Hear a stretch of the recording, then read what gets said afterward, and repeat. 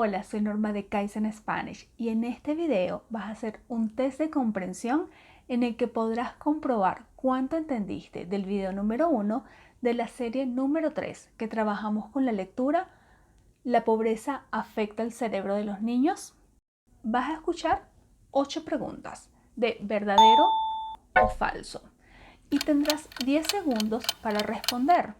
Luego vas a escuchar el segmento con la respuesta y así podrás comprobar si estabas en lo cierto o no. Este es el tercer video de la serie 3 del plan de mejora continua dirigido a estudiantes intermedios y avanzados de español. Si quieres conocer más detalles, puedes hacer clic aquí. Y si has sido juicioso con tu plan, aquí tienes las preguntas. Basándote en el contenido de la lectura, responde si cada planteamiento es verdadero o falso. Los pagos del paquete de alivio por la pandemia tienen el potencial de sacar a millones de niños estadounidenses de la pobreza.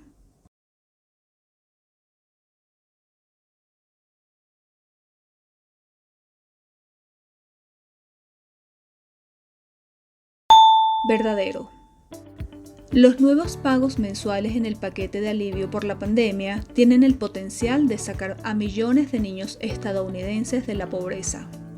Estudios previos han demostrado que no hay ninguna diferencia en el cerebro de niños criados en condiciones precarias o en familias pudientes.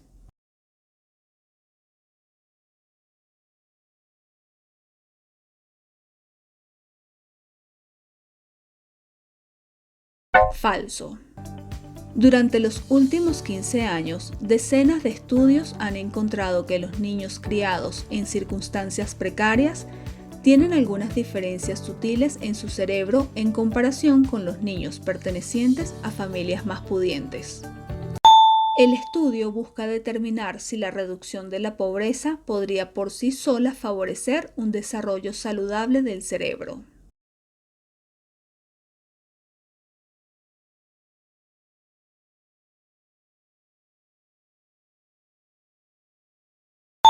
Verdadero. Un estudio en curso llamado Los primeros años del bebé, que comenzó en 2018, busca determinar si la reducción de la pobreza podría por sí sola favorecer un desarrollo saludable del cerebro. La investigación está concentrada en una ciudad de Estados Unidos.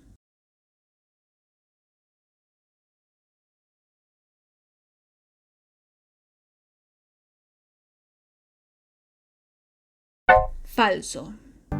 Los investigadores seleccionaron al azar a 1000 madres con bebés recién nacidos que vivían en situación de pobreza en varias ciudades de Estados Unidos. El estudio hace un seguimiento del desarrollo cognitivo y la actividad cerebral de los niños a lo largo de varios años.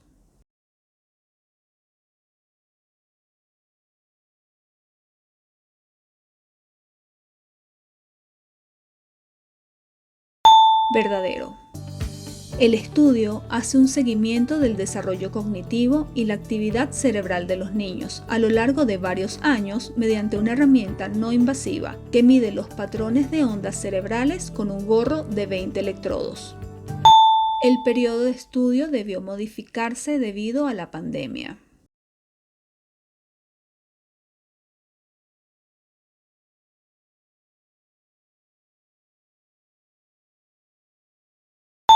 Verdadero.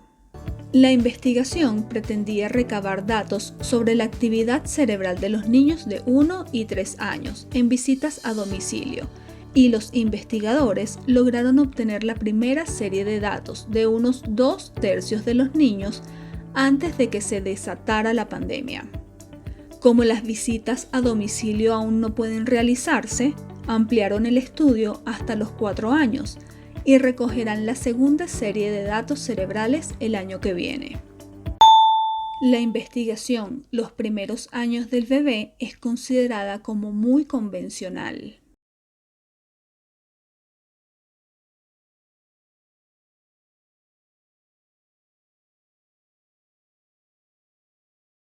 Falso. Los primeros años del bebé es considerado como un emprendimiento audaz para demostrar, a través de un ensayo clínico, un vínculo causal entre la reducción de la pobreza y el desarrollo cerebral. Los responsables de elaborar políticas públicas suelen considerar la relevancia de los datos sobre el cerebro para tomar decisiones.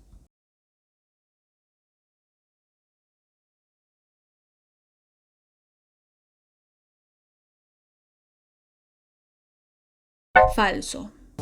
El estudio es uno de los primeros en este campo de desarrollo en tener implicaciones directas en políticas públicas, sostuvo Marta Farah, neurocientífica cognitiva de la Universidad de Pensilvania y directora del Centro de Neurociencia y Sociedad que estudia la pobreza y el cerebro.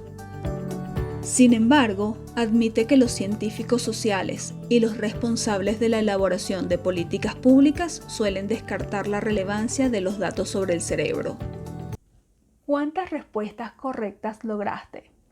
Espero que muchas, porque el siguiente ejercicio va a ser mucho más demandante. Vamos a trabajar tu fluidez. Te recuerdo que en el boletín de Kaizen Spanish en Substack vas a poder conseguir la transcripción de todos los videos del plan de mejora continua para estudiantes intermedios y avanzados. En la descripción te dejo el enlace para que te suscribas. Si aún no te has suscrito al canal de Kaizen Spanish, hazlo ahora y activa la campana de notificaciones para que no te pierdas ninguna de las lecciones. Además de las prácticas del plan de mejora continua, hay otras explicaciones y ejercicios que suelo publicar. También recuerda que puedes pautar una clase de conversación conmigo. En la descripción te dejo el enlace. Si quieres mejorar tu español, toma acción.